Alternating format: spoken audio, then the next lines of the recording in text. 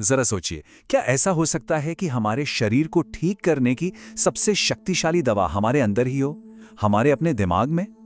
आज हम एक ऐसी ही हैरान कर देने वाली सच्ची कहानी की बात करेंगे, डॉक्टर जो डिस्पेंजा की कहानी। एक ऐसा इंसान जिसने सिर्फ अपने विचारों की शक्ति से अपनी टूटी हुई रीढ़ की हड्डी को पूरी तरह से ठीक कर लिया। उनकी ये कहानी एक बहुत ही दर्दनाक पल से शुरू होती है। एक ऐसा पल जहां ऐसा लग रहा था कि अब सब कुछ खत्म हो गया है।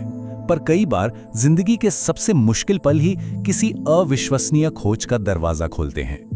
तो चलिए सबसे पहले जानते हैं उस भयानक हादसे के बारे में जिसने डॉक्टर डिस्पेंजा को पारंपरिक मेडिकल साइंस की हदों के पार देखने और सोचने के लिए मजबूर कर दिया।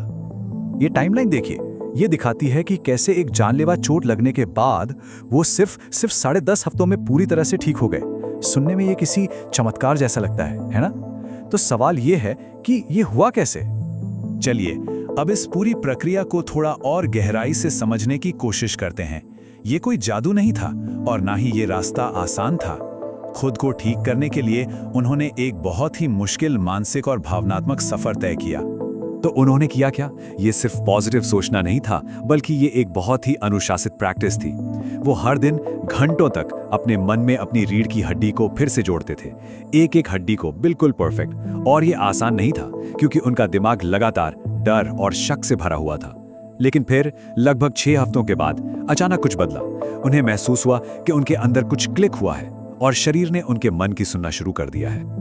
अपनी इस हैरान कर देने वाली रिकवरी के बाद उनके मन में एक सवाल उठा, क्या ऐसा करने वाले वो अकेले हैं या दुनिया में और भी लोग हैं जिन्होंने खुद को इस तरह ठीक किया है?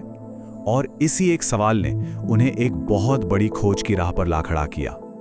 कभी ऐसा महसूस हुआ है कि जिंदगी में बदलाव लाना इतना मुश्किल क्यों होता है? इसकी एक बड़ी वजह ये नंबर है। देखिए, 35 साल की उम्र तक पहुंचते पहुंचते हम अपनी 95% जिंदगी एक ऑटो पायलट मोड पर जी रहे होते हैं। मतलब हमारी पुरानी आदतें, हमारे पुराने इमोशंस, सब कुछ अवचेतन से कंट्रोल हो रहा होता है।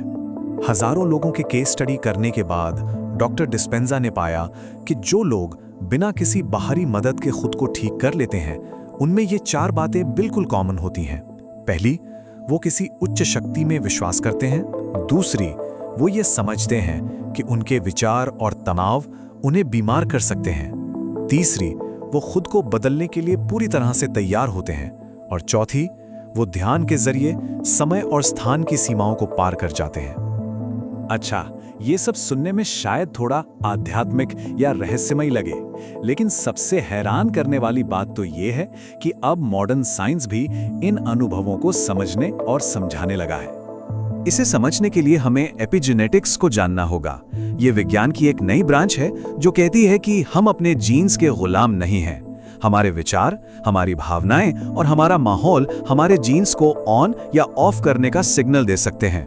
मतलब साफ है, हमारी भावनाएं सचमुच हमारे शरीर को बदल सकती हैं। ये हमारी सोच में एक बहुत बड़ा बदलाव है। पुराना न्यूटोनियन मॉडल कहता है कि बदलाव के लिए बाहरी दुनिया में जबरदस्त मेहनत करनी पड़ती है, जैसे किसी चट्टान को धकेलना। लेकिन नया क्वांटम मॉडल कहता है कि असल में ऊर्जा पदार्थ को बदलती है। मतलब अपने अंदर की ऊर्जा, अपनी चेतना को बदलकर बाहरी दुनिया में बदलाव लाया जा सकता है। तो अब सबसे जरूरी सवाल पर आते हैं, इन सब बातों को अपनी जिंदगी में कैसे उतारा जाए, कैसे एक नया और बेहतर भविष्य बनाया जाए। इसके लिए डॉक्टर डिस्पेंजा एक 5 स्टेप की ध्यान प्रक्रिया बताते हैं। इसका मकसद है खुद को अपनी जानी पहचानी जिंदगी से अलग करना। मतलब अपने शरीर से, अपनी पहचान से, अपनी चीजों से, जगहों से और यहां तक कि समय से भी ध्यान हटा लेना। जब ऐसा होता है तब हम उस शून्य में पहुंचते हैं जहां अनंत संभावनाएं मौजूद हैं। इस पूरी प्रक्रिया का असली लक्ष्य है अपनी पुरानी पहचान से परे जाना, क्योंकि जब कोई अपने अतीत की आदतों और भावनाओं का गुलाम नहीं रहता, तभी वो सच में अपने भविष्य का निर्माता बन सकता है। और आखिर में ये हमें एक बहुत ही शक्तिशाली सवाल के साथ छोड़ जाता है, अगर हमारे नकारात्मक विचार हमें बीमार कर सकते हैं, तो क्या ये भी संभव नहीं कि हमारे सकारात्मक विचार हमें ठीक भी कर सकें? इस पे जरूर सोचिएगा।